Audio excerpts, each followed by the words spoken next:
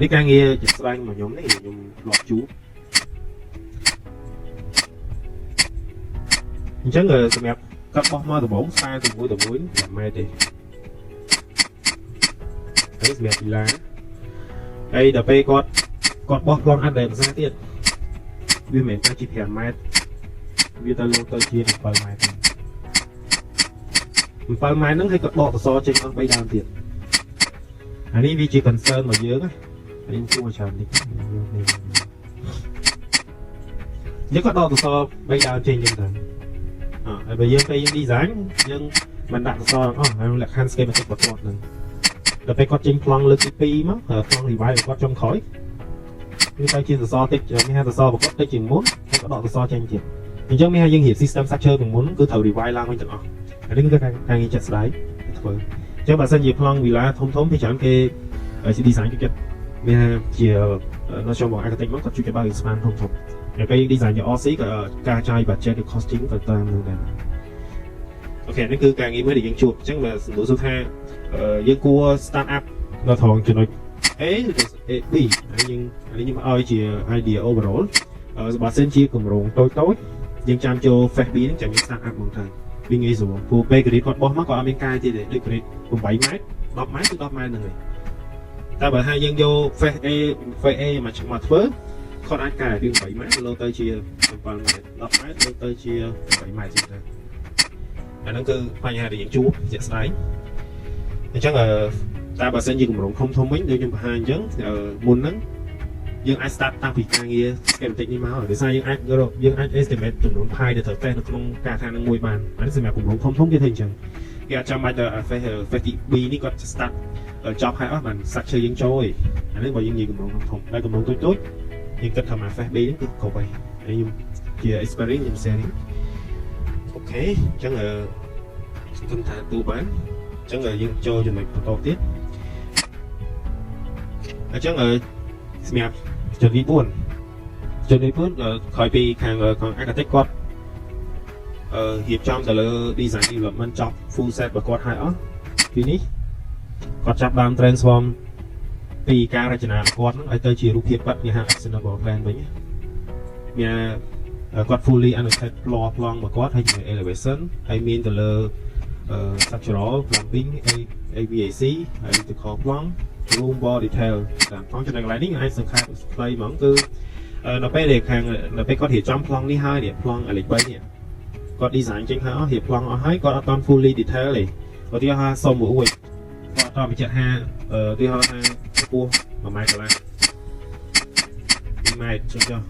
អត់ប្រាប់ថាតើកញ្ចក់សុំអ៊ុយនេះគាត់ប្រើសុំជាប្រភេទសុំឈើឬក៏សុំមកលើញញោមឬក៏សុំកញ្ចក់អីគាត់អត់ detail ទេចឹងបានគាត់ដល់ពេលគាត់ចាប់ full set ហ្នឹងគាត់អាចបោះឲ្យប្លង់ខាង architect គាត់យកអាប្លង់ design development full set របស់គាត់របស់ខាង structure គាត់យកទៅសិក្សាបានទេពួកខាង structure គាត់អត់ចាំបាច់ត្រូវការពួកនេះទេអត់ត្រូវការចាំបាច់ត្រូវការកញ្ចក់នេះត្រូវការសុំកញ្ចក់ឬក៏ប្រើជាប្រភេទសុំមកលុយញោមឬសុំឈើឯងព្រោះខាង structure គាត់ចេះមើលឯងពេលបោះប្លង់មកឲ្យតែគាត់បោះប្លង់មកទី design development full set ហ្នឹងឲ្យមកគឺ structure គាត់គិតឲ្យទាំងអស់ក្នុងហ្នឹង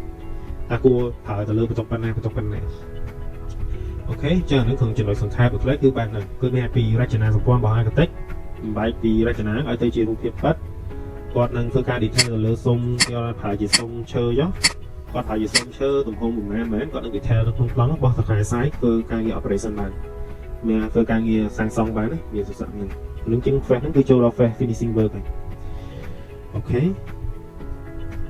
ចឹងមួយទៀតចឹង phase ចុងក្រោយគឺសម្រាប់ phase របស់ architect ហ្មងគឺក្រោយការងារគាត់ចប់ក្រោយការងារគាត់ចប់មិនគាត់ចប់ដែរបើយើងនិយាយពីគម្រោងរៀង standard ឬក្រុមហ៊ុនធំអីអាហ្នឹងគេមាន service occupancy ក្រោយពីចប់គឺគាត់អត់ទាន់ចប់ទេគាត់ត្រូវទៅលើទូពិនិត្យមួយចំនួនក្រោយពីគម្រោងចប់ដូចជា check in ទៅលើការងារដែលចប់ហើយទាំងអស់ហ្នឹងមានកន្លែងណាដែលត្រូវកែអត់ហើយមាន warranty ហើយក្រោយពីគម្រោងនោះបញ្ចប់គឺមាន evolution ថាគម្រោងចូលដល់កម្រិត standard អត់ហើយនឹងចុងក្រោយនេះទៅទៅនឹង project promotion របស់គាត់នឹងដើម្បីដូចជាមានក្រោយ project ចប់ហើយអស់គឺមានការបើក support អីហ្នឹងចឹងជាតាមដែលមានការចូលរួមពីខាង architect តអញ្ចឹងសរុបមកវិញសម្រាប់ក្នុង phase ទី1នេះគឺ architect គាត់មាន5 phase ហ្នឹងធំតែត្រូវធ្វើហើយ តែចំណុចយើងចង់ចាប់បានមែនទេគឺយើងចង់ link រវាងខាង architect ជាមួយ structure សួរពេលណាដែលពេល structure យើង start មកនឹងដូចគេឲ្យចូលក្នុងក្រុមហ៊ុនឯកជនមួយគេបោះប្លង់មកឲ្យភ្លាមយើងចាប់ដើមធ្វើការ design ភ្លាមឬក៏យើងមើលប្លង់ហ្នឹងសិនតើវាជាស្ថិតនៅក្នុងដំណាក់កាល schematic ឬក៏ក្នុងដំណាក់កាល design development អញ្ចឹងវាមានតែពីរ phase ហ្នឹងទេដែលយើងត្រូវគិតវា link នេះជាមួយខាង structure ដែលត្រូវ start up នៅពេលណាត្រូវចាប់ដើមនៅពេលណាធ្វើតែបើថាយើងអត់ដឹងថារចនាសម្ព័ន្ធរបស់ architect ធ្វើការបែបម៉េចផងហើយនៅពេលព្រឹងបោះប្លង់មកឲ្យភ្លាម structure ធ្វើការភ្លាមហ្មងអាហ្នឹងវាធ្វើឲ្យយើងវា take time ណាបើសិនជាប្លង់ទៅបោះទៅមួយសាយើងអត់កែអីទេតែបើសិនជាបោះទៅយើងកែអាហ្នឹងវាធ្វើឲ្យយើង waste time តិចយើងត្រូវកែ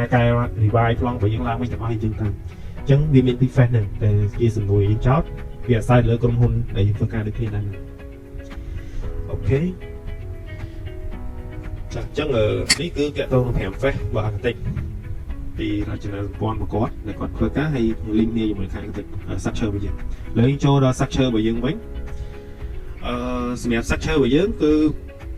ដូចគ្នាដែរផលចំណុចឡើយនេះគឺដល់ពេលយើងបានប្លង់ទីថាយើងបានប្លង់ពី architect មកជាយក design development មកនិយាយចុះ DD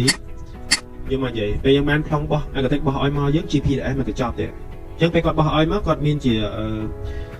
architectural មកឲ្យយើងនឹងកញ្ចប់អា architecture ហើយមួយទៀតគឺដូចគ្នាដែរវាឡងនេះមួយ SI report មកឲ្យយើង SI report នេះគេពាក្យពេញវាគឺគេហៅថា soil investigation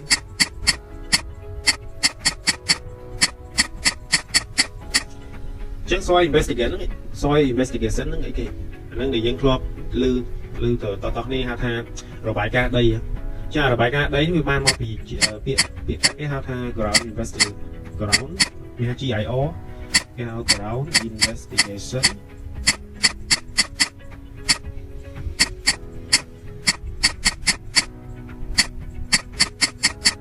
គេ ground investigation report អញ្ចឹងនេះគឺជារបាយការណ៍ដែលគេធ្វើការតេស្តដីនៅតាមឋានណាហើយបានគេយកនេះ ground investigation ហ្នឹងទៅ design គេបាន GDR មួយទៀត GDR ហ្នឹងហៅ geotechnical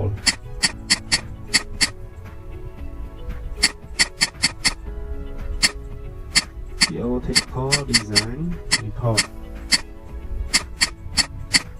អញ្ចឹងនៅពេលយើងបានតន័យ data ដីទៅលើរូបធាតុដីដែលគេទេសនៅការដ្ឋានចាក់ស្រែអញ្ចឹងហើយបានគេយកប៉ារ៉ាម៉ែត្រហ្នឹងយកទៅគណនាគេហៅថាដល់ពេលគណនាគឺជាគណនាដោយ geotechnical designer ដែលគេចេញជារបាយការណ៍មួយគឺរបាយការណ៍ geotechnical design report ហ្នឹងហើយបានយើងតមកក្រោមវិញទៀតគឺយើងបានហៅ SI report យើងហៅរបាយការណ៍ដីមានបច្ឆេកទៅលើការគណនាគ្រឹះយើងទៅពេល design គេឲ្យយើងត្រូវដឹងថាយើងគណនាចំនួនគ្រឹះប្រមាណជាគ្រឹះវាយបលិចឬក៏គ្រឹះខួងឬក៏ជាប្រភេទ span pipe ជាដើមអានេះគឺវា link គ្នាបែបហ្នឹងអញ្ចឹងដល់ពេលយើងបានប្លង់មកពីច្រើនគឺយើងបានបែបហ្នឹងឯងដល់ពេលយើងធ្វើការនៅក្នុងក្រុមហ៊ុនឯកជនមកពេលប្លង់បោះមកប្លង់ architect មួយហើយជាមួយនឹងប្លង់ជាប្រភេទប្លង់ data ដីហ្នឹងជារបាយការណ៍ដីនៃការតេស្តរបស់គេតែបើខ្ញុំចង់បញ្ជាក់តិចព្រោះពេលខ្លះ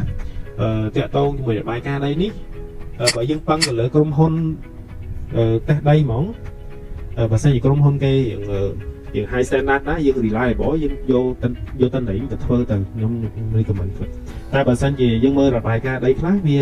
ខ្ញុំជួបតដូចរបាយការណ៍ខ្លីដែររបាយការណ៍ដីខ្លះដាក់មកមើលអត់ត្រូវមកអញ្ចឹងបើយើងជា structure អានឹងក៏យើងត្រូវមើលដែរចេះមើលទៅលើ data របស់គាត់ដែលគាត់ input ក្នុងតារាងរបស់គាត់នឹងគាត់គណនាគាត់គណនាទៅតាមសភៅដូចគ្នាដែរអត់ខុសពីសភៅទេនេះបើយើងធ្លាប់យករបាយការណ៍ដីមកគណនាឡើងវិញទាំងអស់គឺបែបហ្នឹងអញ្ចឹងបើសិនជាគាត់ដាក់មកតន្ត្រីខ្លះដាក់មកបាត់ប៉ារ៉ាម៉ែត្រមួយចំនួននេះធ្វើឲ្យយើងបាត់ uncertainty នេះធ្វើឲ្យយើងរបាយការណ៍ទៅជាអត់សូវទុកចិត្តវិញអញ្ចឹងអានេះគ្រាន់ចំណុចកន្លែងគ្រាន់ជាលើទេប៉ុន្តែខ្ញុំមិនថាក្រុមហ៊ុនខ្ញុំមិននិយាយទៅលើក្រុមហ៊ុនណាទេគ្រាន់តែចង់បញ្ជាក់យើងបើសិនជាយើងជា structure designer បើយើងត្រូវចេះមើលរបាយការណ៍ដីដូចគ្នាដែរអញ្ចឹងក៏សម្រាប់តាក់ទងរបាយការណ៍ដីខ្ញុំនឹងបរៀនដូចគ្នាគឺរបៀបនៃការមើលការអានតែយើងត្រូវដឹងទៅលើប៉ារ៉ាម៉ែត្រខ្លះជាគោលអញ្ចឹងមិនហ៊ានក្រោយអូខេអញ្ចឹងពេលយើងបានប្លង់របស់ architect ហើយអ្វីយើងត្រូវធ្វើគឺតាក់ទង 3 dimension ហ្នឹងឯងអញ្ចឹង 3 dimension ហ្នឹងគឺយើងគាត់ដឹងថា 3 dimension របស់ beam